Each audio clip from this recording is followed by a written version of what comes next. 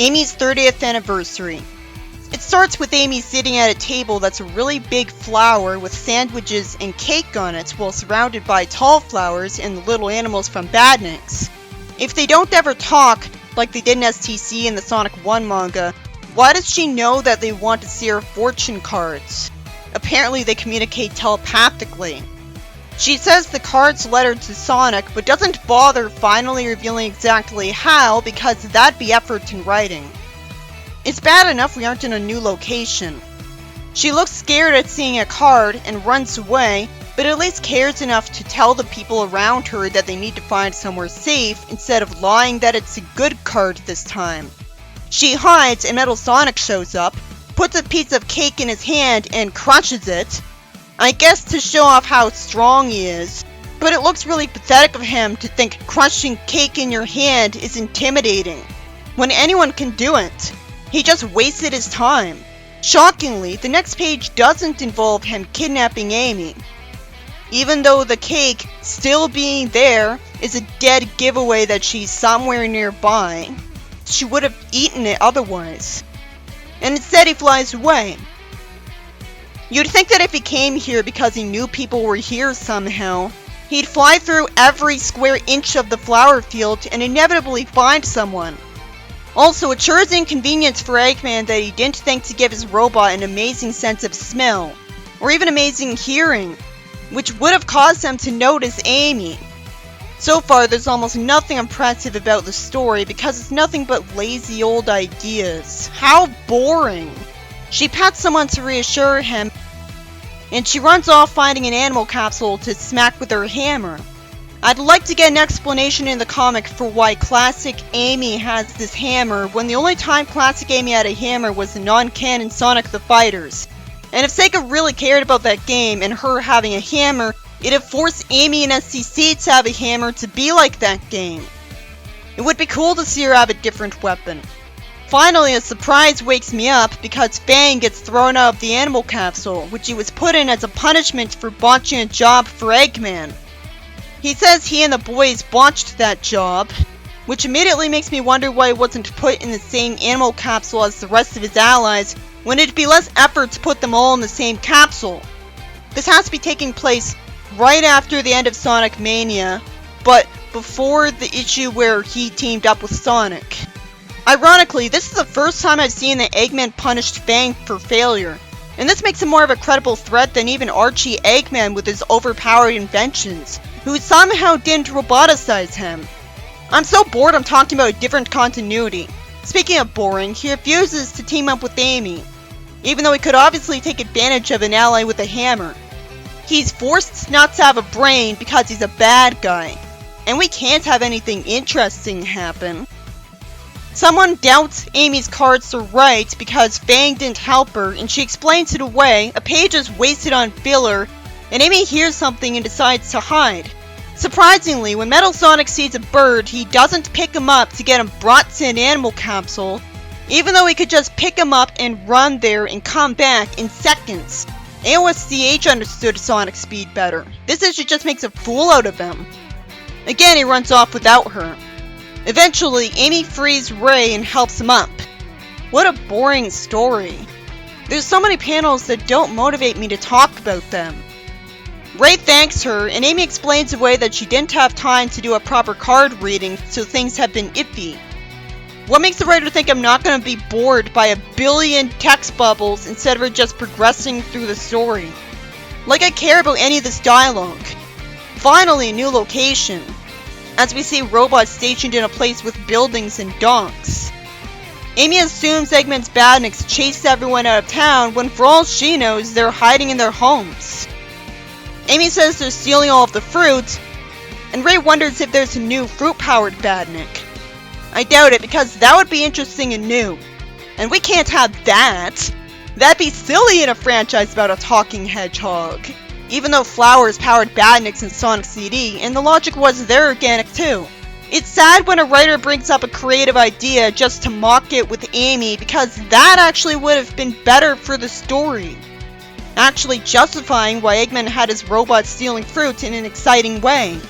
But instead I have to wonder why they're only stealing fruit if he wants to make money off stolen items. This isn't an outright horrible story, but it's so boring how uncreative it is, as if this is in any way a good tribute to Amy. A bird drops Amy's hammer on an animal capsule, so that was new. It's also creative to see yet another person freed from an animal capsule that we never saw in one before. This time Bark. And go figure he gets some robots defeated. But at least it's in a sort of creative way because he takes his ray gun and throws it at the other one.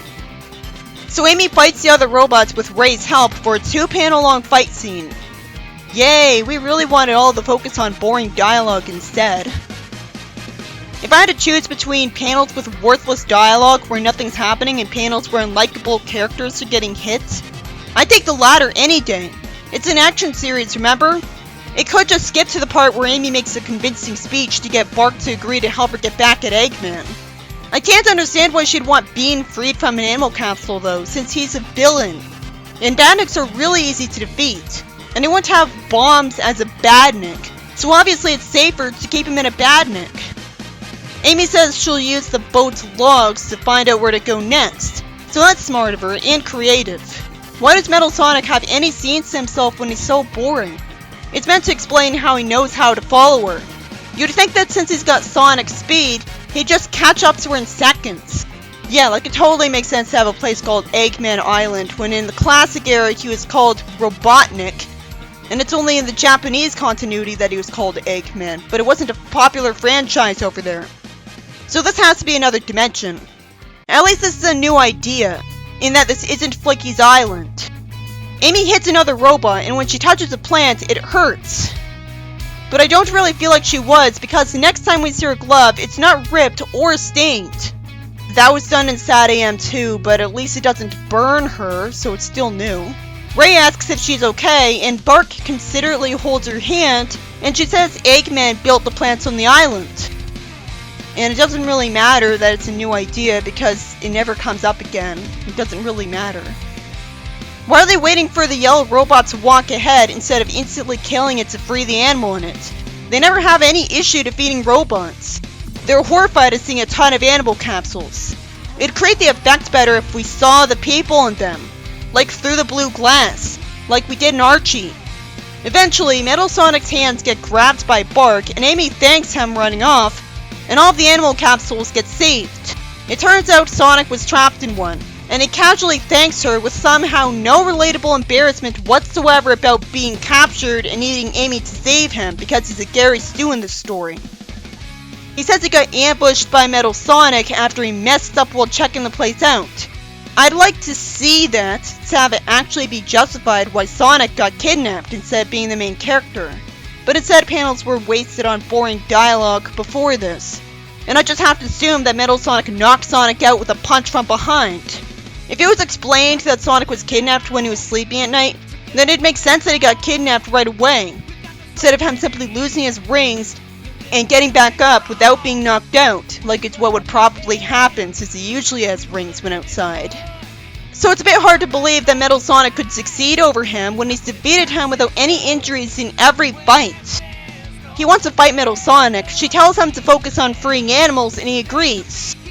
How convenient for Bean that he somehow had a newspaper to read in the animal capsule when he wouldn't have had room to store it in his shoes, and no other capsule would have stuff like a picture of a bird that's his father for all we know. And a footstool and a red curtain. Why does he have all this special stuff to make him happier? Oh, because he's a creator's pet, which is why he was the leader of a group of freedom fighters in the other M comic. I'd like real logic, not meta logic. So Amy and Sonic are useful in the same way they've been a billion times. How did Fang get here before she did without following all of the same clues? I guess he did. She calls out to Metal Sonic that she freed everyone to gout him into going after her. It sure is unlikely that the robot programmed to have killing Sonic as its priority one went after Amy over Sonic for any reason. Amy ducks, and Metal Sonic ends up running to an animal capsule because of her brilliant plan, and Fang closes the door to trap him, so that's new. Sonic helps Amy up and says, "Nice plan," and Mighty apologizes for being late. Amy plans to load up the boats with the rescued people and resume her picnic, and we see all of her friends at the picnic while holding drinks we never saw them hold before. I just have to assume they're apple and strawberry juice. I never thought this was a picnic, because there wasn't a stereotypical red and white checkered picnic cloth. Sonic makes a toast, calling Amy the real hero, and the writing forces her to say that she just followed the cards for no reason to make her look good. And Ray flatters her that the cards were saying that she's strong-willed, compassionate, supportive, and surrounded by friends, even though there's no indication that the cards were able to describe the person reading them in that context. It's satisfying to see Eggman discover that nobody's in the capsules but Metal Sonic. We didn't have to see that. Is that seriously the only story in the issue? Too bad. This issue by Ian Flynn was about Amy going on a journey where she does nothing but free people from animal capsules. Because we've never seen a Sonic character do that before. After all the times Amy fought badniks in Sonic the Comic, I'd be surprised if she never did this. While I appreciated any new idea the story had, ultimately it was boring as hell. That's all I'm gonna remember it for, is that it's yet another story where the plot is people being rescued from animal capsules. And yet another story where Amy goes on an adventure with Ray. And Bark. And what really pushed it into being boring was the overemphasis on pointless dialogue. If you're gonna have a plot be this basic and lazy, there's no harm in mostly focusing on her progressing through the story to get it done as fast as possible, instead of wasting my time talking while she insists on standing still, prolonging the suffering of everyone in those capsules. I'm sure I liked all the same things other people do about the story, like the fact that her reliance on tarot cards is more emphasized than ever. But the pacing is abysmal, and I don't really see the point of reading a story if it's that uncreative. And when it's an anniversary story, having it be just a lazy rehash is insulting to the character.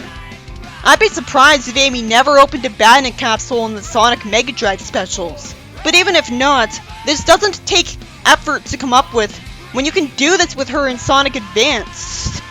It would be a really boring franchise if 99% of the stories were just about characters beating badniks and freeing people from animal capsules.